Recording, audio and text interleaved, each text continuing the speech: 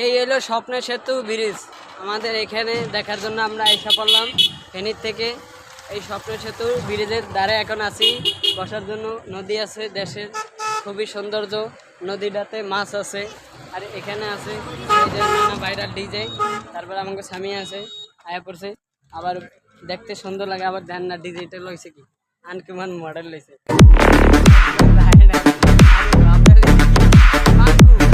মাছটা এই